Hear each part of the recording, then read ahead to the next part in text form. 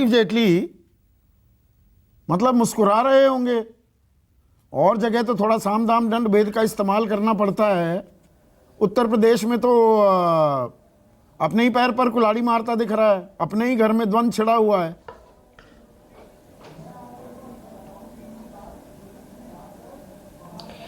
नहीं संदीप जी, हम मुस्कुरा नहीं रहे हैं। ये एक दुख की बात है कि राजनीतिक पार्टियों के अंदर जिस तरीके के आपस में बंटवारे हो रहे हैं, चाहे वो समाजवादी पार्टी हो, चाहे वो कांग्रेस पार्टी हो, चाहे वो आपने देखा छत्तीसगढ़ के अंदर जो हालात बने हुए हैं, राजस्थान में जो हालात बने हुए हैं, इस तरीके के हालात अगर बने रहेंगे तो मुझे लगता है अगर जनता को भूल करके ये आपसी लड़ाई लड़ेंगे तो हमें विपक्ष कहाँ से मिलेगा? आप सोचिए, हम भी तो चाहते हैं कि बेहतर विपक्ष हो, चिंतित हैं आप इस बात को लेकर? अच्छे मुद्दे उठाए, हमें घेरे ताकि हम और बेहतर हो सके।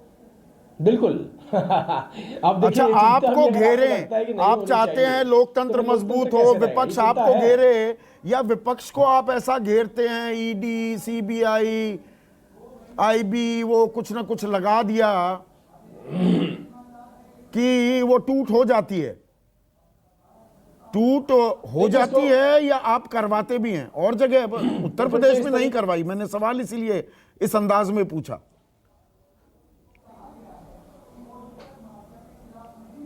अगर संविधान बनते वक्त ये प्रोविजन बीच में डल जाता कि किसी भी राजनीतिक पार्टी के भ्रष्टाचार के खिलाफ एनफोर्समेंट डायरेक्टरेट या सीबीआई या पुलिस या कोई और एजेंसी कार्रवाई नहीं करेगी, तब तो हो सकता था कि ये रियायत इनको मिल जाती।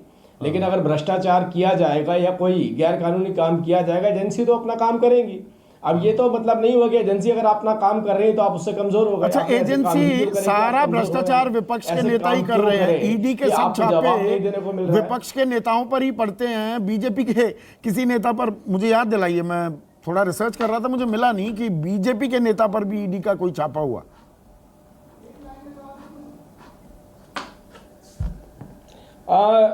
विजिलेंस के छापे मैं आपको बताता हूं, बख्शा नहीं जाता है। विजिलेंस के छापे किसी भी राजनीतिक पार्टी में कोई भी व्यक्ति अगर इस तरीके से गैर कानूनी काम करता है तो उसके खिलाफ पड़ते हैं। मैं अपने प्रदेश में अब नाम तो कोट नहीं करूंगा, लेकिन कड़ी कार्रवाइयां हुई हैं जिसमें लोगों को सस्पेंड भी किया गया है। वो पॉलिटिकल लोग भी हैं और वो अफसरशाही भी है, और कई लोगों को टर्मिनेट करने के लिए भी लेटर जारी किए गए हैं। तो ऐसा नहीं होता कि हम कार्रवाई नहीं करते हैं। हाँ, वो नजर जरूर आती है कि जब कोई दूसरी राजनीतिक पार्टी, बहुत है। अच्छा, वो जैसे अभी नई आपकी सरकार, एक मिनट सुनिए ना, बताऊंगा। नहीं अभी आपकी सरकार बनी महाराष्ट्र में, और उसमें वो खबर ये आ रही थी 15-16 लोग हैं, एकनाथ शिंदे के पीएस पर भी ईडी के समन्स थे। वो सारी कार्रवाई होगी ना, या अब आपकी सरकार बन गई, वो ईडी, बहुत से लोग कह रहे हैं ना, एकनाथ देशमुख वो सरकार बनी तो वहां पर भी होगी कार्रवाई?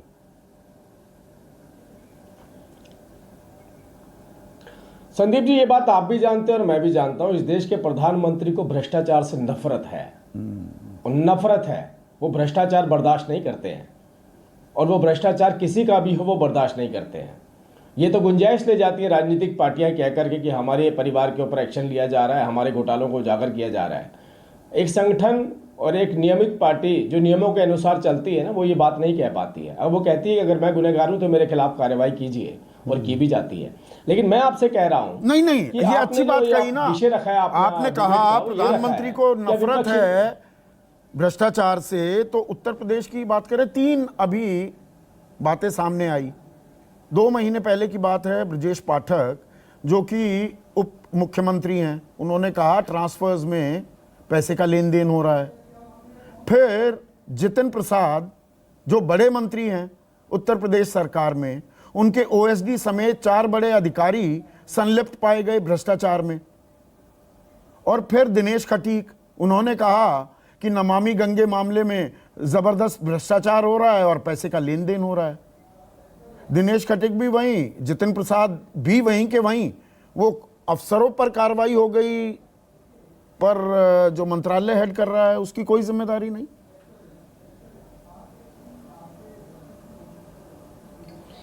देखिए, अगर अफसरों के खिलाफ कार्रवाई हुई है तो इससे बड़ा सबूत आपको क्या मिल सकता है कि बख्शा नहीं जा रहा है, और अफसर अगर गुनहगार हैं तो अफसर पकड़े जा रहे हैं। और आप ये देखिए, भारतीय जनता पार्टी के नेताओं का नाम लेकर बता रहे हैं कि उन्होंने बताया यहाँ भ्रष्टाचार हो रहा है, इनकी धरपकड़ होनी चाहिए, और सरकार ने कार्रवाई करी। किसने? ये क्या विपक्ष ने उठाया मुद्दा? भारतीय जनता पार्टी के तो नेताओं ने विपक्ष उठाया दाराशाही हो रहा है कि हम थोड़े विषयांतर हो मैं गए। आपको बताता हूं, उत्तर प्रदेश पर आते हैं ना राजीव जेटली, अब राह आपकी आसान हो गई। ये तो विपक्षी साथ ही नहीं चल पा रहा। नहीं, हाँ, आपको लगता है कि ये विपक्ष की वजह से हम राजनीति कर रहे हैं? नहीं, हमारा संवाद जनता के साथ है, हमारी डिलीवरी जनता को है। हमने जनता के घर तक वो सुविधाएं पहुंचाई हैं जिनके लिए उनको सड़कों पर खड़ा होना पड़ता था। हमने जनता को बेनिफिट दिए हैं जिसकी उसने कभी कल्पना भी नहीं करी थी। इस देश के अंदर चर्चा होती थी बसों में, ट्रेनों में, रेलवे स्टेशन पे, बस स्टैंड पे कि इस देश का कुछ नहीं हो सकता है, ये देश बर्बाद हो चुका है। ये चर्चाएं होती थी, आपको भी मालूम है। अच्छा। और आज देखिए उम्मीद के साथ पूरी दुनिया, देश नहीं पूरी दुनिया देखता है हमारी तरफ। तो ये बदलाव के जिसमें थे हम पहले, अब स्वर्णिम युग आया है। जनता को की हुई डिलीवरी से हमारी राजनीतिक पार्टी चलती है। हाँ, डिलीवरी तो वो वाई कैटेगरी सिक्योरिटी भी दे देते हैं आप ओम प्रकाश राजभर को। ओम प्रकाश राजभर को वाई कैटेगरी सिक्योरिटी दी, वो रास्ता भी तैयार करते हैं क्या साथ साथ में? अभी आपने ना एक बड़ी चर्चा कर रहे थे, बड़े वास्ट लेवल पे कर रहे थे, अब आप स्पेसिफिक होते जा रहे हैं संदीप जी। हम स्पेसिफिक चर्चा ना करके अगर वास्ट लेवल पे करेंगे तो मुझे लगता है, मैं इसलिए कह रहा हूं आपको, मैं इसलिए कह रहा हूं इस विंडो के अंदर जो दूसरी राजनीतिक पार्टियां नजर आ रही हैं, हमें अच्छा नहीं लगता कि इस बुरी तरह से वो जो मरती चली जा रही है। हम भी चाहते हैं वो जिंदा हो, हम भी चाहते हैं कि उनका विश्वास भी जनता के बीच में बने। मैं दोबारा से बोल रहा हूं इस बात को। तो फिर तो व्यापक करते हैं ना चर्चा को। चलिए चर्चा को थोड़ा व्यापक करते हैं, बेहतर तरीके व्यापक करते हैं ना। आप कह रहे हैं कि ये मजबूत रहने चाहिए, तो वही मजबूती आपने जैसे मध्य प्रदेश में ज्योतिरादित्य सिंधिया के साथ 20-21 विधायक आप ले आए, गोवा में जो किया गया, उत्तराखंड में जो हुआ, झारखंड में जो हुआ, अभी महाराष्ट्र में जो हुआ, अब बात की जा रही है कि झारखंड में भी कुछ ऑपरेशन लोटस होने वाला है। ये सब विपक्षी पार्टियों को मजबूत कर रहे हैं आप। किसी विधायक को ऐसा लगता है कि मैं कांग्रेस के साथ नहीं चल सकता हूं या नहीं चल सकती हूं, तो या सांसद को, तो वो क्यों रहेगा उनके साथ? या किसी को लगता है मैं किसी राजनीतिक पार्टी में नहीं रह सकता हूं, तो वो क्यों रहेगा उनके साथ? ऐसा नहीं कि भारतीय जनता पार्टी से कभी कोई किसी पार्टी में नहीं गया, और ऐसा भी नहीं है कि दूसरी पार्टी से हमारी पार्टी में नहीं आए हैं। अगर आपने ये कहना, आपका ये कहना है कि अब हमने इन राजनीतिक पार्टियों को पालना है, तो ये काम तो भारतीय जनता पार्टी नहीं करने वाली है। हाँ। भारतीय जनता पार्टी तो सेवा करने वाली पार्टी है, वो जनता की। इन राजनीतिक पार्टियों की सेवा क्यों करेंगे हम? इनके परिवारों की सेवा क्यों करेंगे हम? अरे इनको खुद जिंदा होना पड़ेगा। या अभी थोड़ी देर पहले इन्होंने एक बात बोली कि हम अपने नेताओं को अपने अपने समाज में भेजेंगे। देखिए यहीं से शुरुआत हो गई ना, अपने अपने समाज में। अरे नेता किसी समाज का थोड़ी होता है, नेता तो संपूर्ण जनता का होता है। अच्छा, ये मुझे नहीं पता था। वो कहते मैं सभी ना राजीव जेटली, समाज, ये मुझे नहीं पता था कि नेता किसी समाज का नहीं होता। तो द्रौपदी मुर्मू की जी ट्राइबल हैं, फर्स्ट ट्राइबल राष्ट्रपति, या रामनाथ कोविंद थे तो दलित समाज से आते थे, या प्रधानमंत्री खुद कहें मैं पिछड़ी जाति से आता हूं।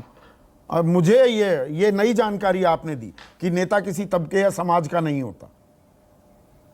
नहीं, आपने, हाँ, द्रौपदी मुर्मू जी के बारे में आपको बता देता हूं कि कांग्रेस के नेताओं ने बकायदा डिबेट के अंदर और एक स्टेटमेंट में इस बात को बोला था कि द्रौपदी मुर्मू एक नोन फेस नहीं है।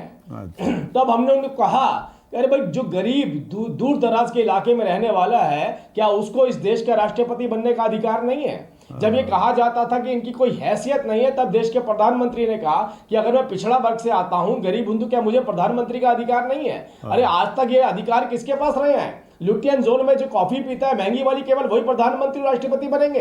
क्या वही मंत्री बनेंगे? क्या उसके पास अधिकार नहीं होना चाहिए गरीब जनता के पास, जिसको दलित और कुचला समझा आपने? अच्छा नैरेटिव है। मतलब बीजेपी के नेता रिकॉर्ड उठा के देख लीजिए, नीम के पेड़ के, मतलब बीजेपी के नेता नीम के पेड़ के नीचे नींबू पानी पीते हैं या जलजीरा पीते हैं, और विपक्षी दल के सभी लोग वो खान मार्केट में जाके कॉफी पीते हैं।